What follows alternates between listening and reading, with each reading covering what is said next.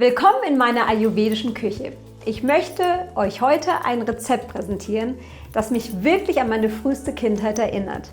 Berufsbedingt durch meine Eltern sind mein Bruder und ich nämlich in Afrika, genauer gesagt in Kenia, aufgewachsen. Und das war eine Zeit, die wir bis heute wunderbar in Erinnerung haben.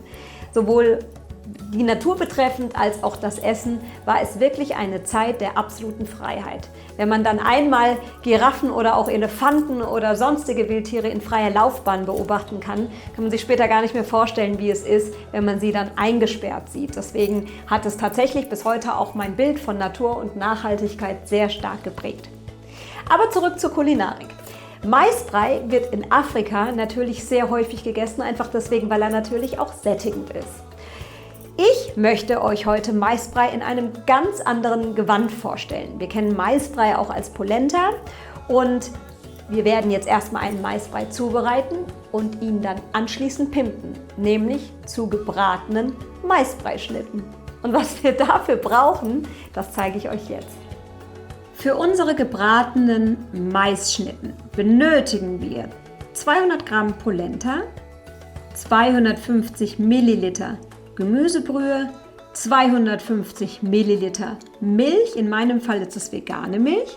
Dann benötigen wir etwas Blattpetersilie, ein paar Frühlingszwiebel, etwas Salz und Pfeffer, 25 Gramm Butter, in meinem Fall ist es vegane Butter und Ghee zum Ausbraten oder wahlweise auch Butter. Ich möchte nochmal auf meine Blattpetersilie und auf meine Frühlingszwiebel eingehen. Ganz bewusst habe ich nämlich da keine Mengenangabe genannt, denn es obliegt wirklich euch, wie viel ihr von den Kräutern in eurem Maisbrei haben möchtet. Das könnt ihr dosieren, wie ihr mögt. Ihr könnt auch getrocknete Kräuter nehmen oder ihr könnt auch Koriander nehmen, Dill.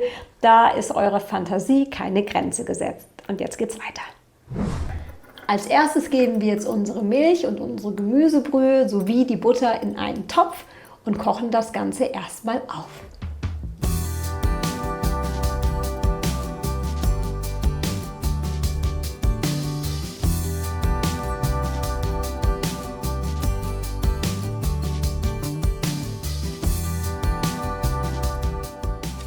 Wie man sieht, habe ich jetzt meinen Kochlöffel gegen einen Schneebesen eingetauscht. Und wie man auch sehen kann, hat sich die Butter nun gelöst. Jetzt warte ich nur noch, bis es einmal aufkocht und dann gebe ich meinen Maisgrieß dazu. Der Zeitpunkt des Aufkochens ist gekommen. Nun folgt unser Maisgrieß. Und wichtig ist, dass wir wirklich jetzt auch schnell umrühren, damit uns da keine Klumpen bilden. So, wir sehen schon unseren wunderbaren Maisbrei und auch die Konsistenz, genau die wir haben wollen. Und jetzt ist es Zeit, die Gewürze hinzuzugeben. Salz und Pfeffer, unsere Frühlingszwiebeln und unsere Blattpetersilie. Jetzt wird nochmal alles ordentlich durchgerührt und dann geben wir die ganze Masse in eine Auflaufform, die wir natürlich vorher noch einfetten oder einölen oder mit Backpapier auslegen.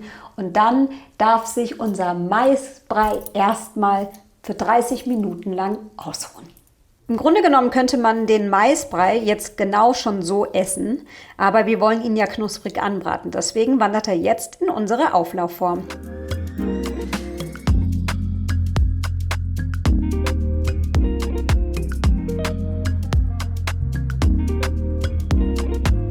Unsere gelbe Köstlichkeit lassen wir jetzt für ca. 30 Minuten lang abkühlen und dann geht's weiter. So, die Maisbrei-Masse ist nun fest geworden. Jetzt können wir das Ganze stürzen und dann schön anbraten. So richtig schön kross. Jetzt kommt der Vorführeffekt. Stürzen wir erstmal die Masse. Achtung!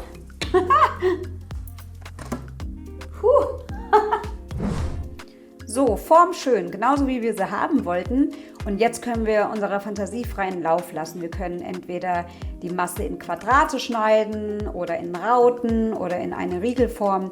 Das liegt wirklich ganz daran, wie wir sie später dann auch entsprechend auf dem Teller arrangieren wollen. Ich entscheide mich jetzt einfach mal für die Rautenform.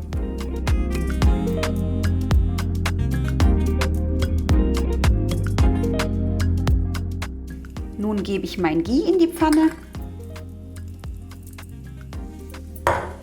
Und dann wandern schon meine ersten Rauten in die Pfanne. Und jetzt hört mal genau hin.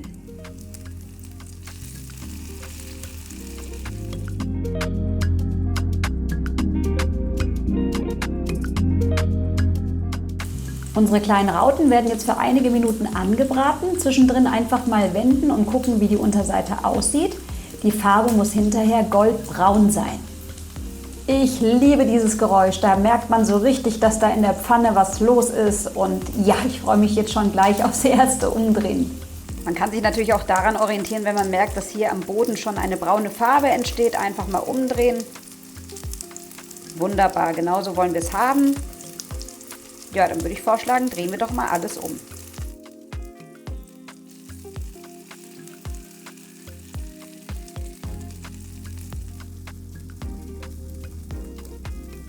Das ist genau das, was ich an diesen Maisgrießschnittchen so gerne habe. Außen sind sie schön kross und innen drin haben sie diese weiche Konsistenz. Jetzt warten wir noch eine halbe Minute und dann können wir auch schon anrichten. Meine fertig ausgebratenen Goldstücke liegen nun vor mir und ich möchte euch noch was zeigen, beziehungsweise hört mal ganz genau hin.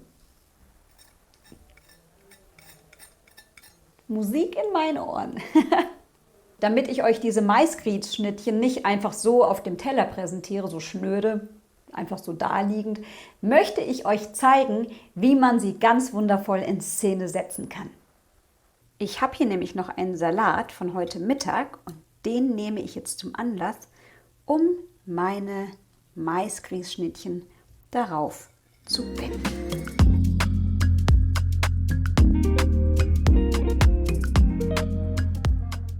Wundervoll! Dann geht es jetzt ans Probieren. Ich freue mich schon und mache das heute mit den Händen.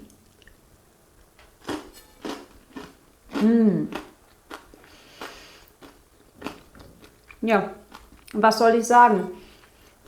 Diese Schnittchen schmecken wirklich hervorragend. Ihr hört das, außen richtig schön knusprig und innen schön weich. Und diese Mahlzeit lässt sich wunderbar vorbereiten. Man kann es also am nächsten Tag wunderbar praktisch mit in die Arbeit nehmen oder auch im Sommer zum Picknicken. Und der Fantasie ist ebenso keine Grenzen gesetzt. Ihr könnt da anstelle meiner Frühlingszwiebel und Petersilie beispielsweise auch getrocknete Tomaten hinzufügen oder Oliven. Also ihr könnt euch da richtig austoben. Und zu Schluss sei natürlich auch noch gesagt, dass uns hier diese kleinen Schnittchen auch was bringen. Denn sie enthalten wahnsinnig viel Ballaststoffe, Kalium, Magnesium und Eisen. Also was will man mehr, wenn es da noch so schön aussieht? Viel Spaß beim Nachmachen und bis zum nächsten Mal. Eure Mangal.